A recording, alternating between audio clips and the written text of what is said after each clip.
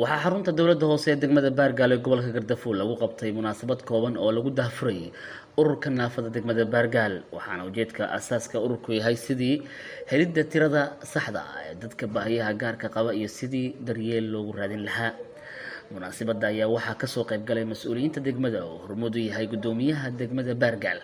mudane Cabane Cayne Muuse Cuqaal iyo tiro ka mid ah dadka baahiyaha gaarka qaba ee degmada ku sugan.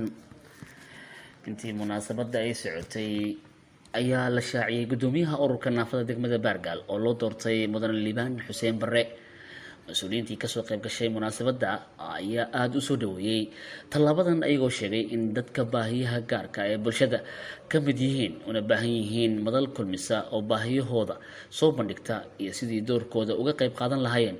horumarinta deegaanka.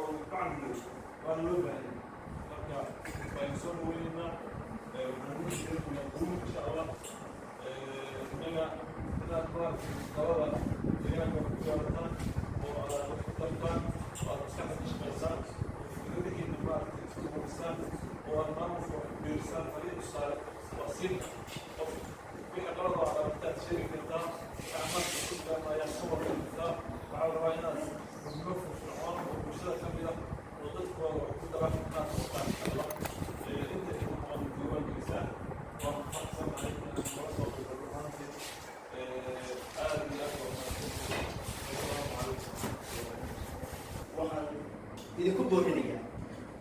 waxaad wax ku gaari kartaan oo keliya oo anugu maradon lahaa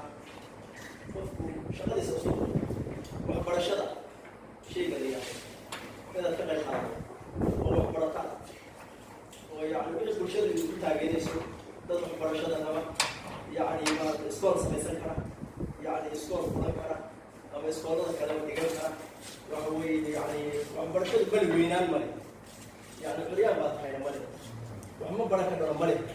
qodobka anigu aan kusoo mudanayo waxa weeye waxaan ka rabnaa gudoomiyaha ugu shaqatada iyo xubnahaba waxbarashada dhinaca waxbarashada inay iska dhistaan inay waxbarataan qofku 10 sano iyo 5 sano iyo 6 sano iyo waxaa dhigan karaa macalin buu noqon karaa isaga hadhow bulshada ka faa'iideyn karaa anigu waxaan idinku dhiirigelinayaa inaad waxbarataan inaad waxbarataan مليئة وابدين عنه مسلمين بعدين وإلهي نور وهلينا أنا بقول لك دلالة ما هو محمد في العالم يا مرحبا ما تسمعون هو حافظ الله ورده ربح كين كذا أرجع هذا السياسي صار بدون واحد مسؤول خصوصي كذا سؤال السلام عليكم ورحمة الله وبركاته